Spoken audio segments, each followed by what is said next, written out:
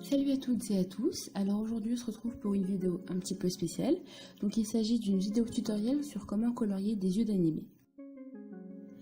Alors pour avoir un œil bleu comme celui du dessus, j'ai tout d'abord appliqué sur toute la pupille un bleu très pâle, donc le Frost Blue B00 de la marque Copic Xiao. Alors ensuite je vais repasser une deuxième couche avec ce même marqueur, mais cette fois-ci je vais faire en sorte qu'il y ait la forme d'un croissant de lune qui apparaisse, donc dans le bas de la pupille, et en fait ça consistera à avoir un point de lumière. Ensuite je vais répéter l'opération avec le marqueur Aqua Blue BG01 de chez Copic Xiao. Donc pour l'instant je vais utiliser vraiment que des Copic Xiao. Donc voilà en quoi consiste ma technique. Pour avoir cet effet vraiment de dégradé au niveau de l'œil, vous devez partir d'une couleur très claire. Donc peu importe la couleur, que ce soit rose, bleu, vert pour l'œil, etc.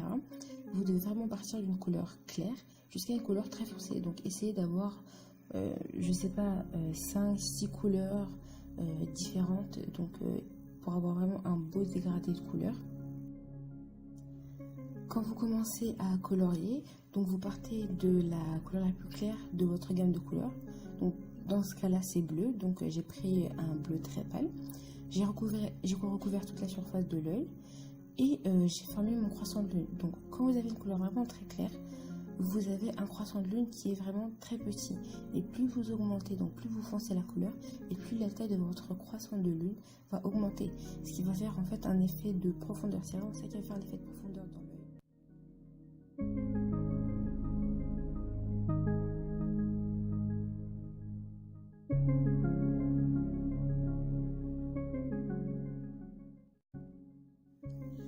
Maintenant, je vais utiliser deux nouveaux marqueurs.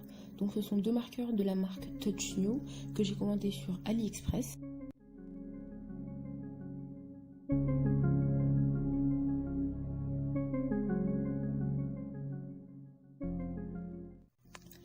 Comme vous le voyez, avec ma couleur la plus foncée, au début je colorie, mais vraiment quand j'arrive au niveau du bas de la pupille, je commence vraiment juste à faire le tour.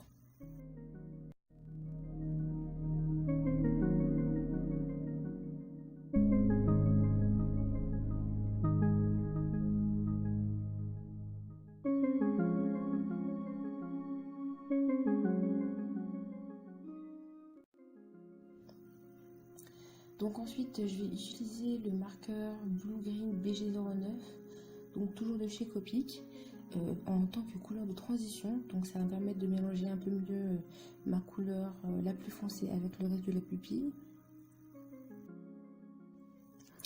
Alors une fois qu'on a fait tout ça, pour avoir un meilleur résultat, donc c'est-à-dire des couleurs qui sont beaucoup plus mélangées, qu'il n'y ait aucune démarcation entre chaque couleur utilisée, etc., je vais avoir recours à un nouveau processus. Donc je m'explique. Au début, pour commencer à colorier, on a utilisé des couleurs qui sont claires et on a fini avec des couleurs foncées. Cette fois-ci, on va inverser. Donc c'est-à-dire qu'on va partir des couleurs plus foncées pour terminer avec les plus claires, vraiment pour bien mélanger chaque couleur entre elles. Maintenant qu'on a fini avec le bleu, je vais utiliser le gris froid numéro 5, donc de chez Pro Marker, pour faire les contours de ma pupille et repasser une dernière fois sur le bleu foncé, vraiment ma dernière couleur, le vraiment bleu foncé. Et voilà, je trouve que c'est une couleur vraiment qui permet de donner une touche finale à la pupille en fait, vraiment. Ça va vraiment donner le côté sombre à la pupille sans qu'il y ait des marcations. Je trouve que c'est une couleur qui se marie extrêmement bien avec les marqueurs, peu importe de quelle marque il s'agit. Pour la petite touche finale, je vais utiliser le Pro Marker XB de la couleur noire. Donc vous repassez sur la pupille, vous faites le tour de votre œil, voilà. Vous vous occupez en fait des détails de votre œil, histoire d'avoir vraiment le côté sombre de la pupille. Ensuite, je vais utiliser le Uniball, donc les stylos gel blanc, pour donner voilà, le point de lumière. Donc je vais l'utiliser au centre de l'œil et en haut. Et enfin, je vais utiliser un Pro Marker, le gris chaud numéro 1, pour donner de la profondeur à l'œil.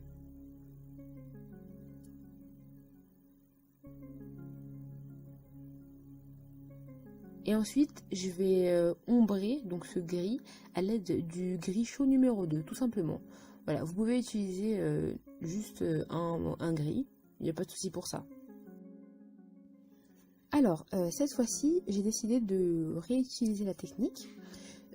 Donc pour vous montrer en fait que cette technique fonctionne sur tous les types d'œil. Donc comme vous le savez, selon la catégorie de manga, shonen, shoujo, seinen, etc. Vous avez une façon de dessiner qui est particulière, une façon de dessiner qui est adaptée à chaque catégorie. Donc pour ce qui est des yeux type shoujo, ils sont plutôt grands, avec une très grande pupille, etc. Des grands points de lumière. Et pour ce qui est du type shonen, c'est beaucoup plus fermé, avec un regard souvent plus sombre, une pupille beaucoup plus petite. Et donc j'ai décidé en fait de vous faire ces deux types de catégories. Ce sont deux exemples en fait les plus flagrants entre guillemets.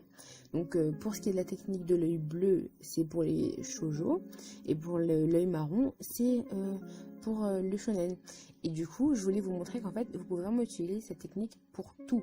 Donc, voilà, pour tout ce qui est pour les yeux, vous pouvez vraiment pour marron, rose, vraiment toutes les couleurs possibles et imaginables. Et j'ai vraiment essayé, mais j'ai quand même voulu vous faire vraiment deux couleurs les plus basiques pour au moins avoir de bonnes bases.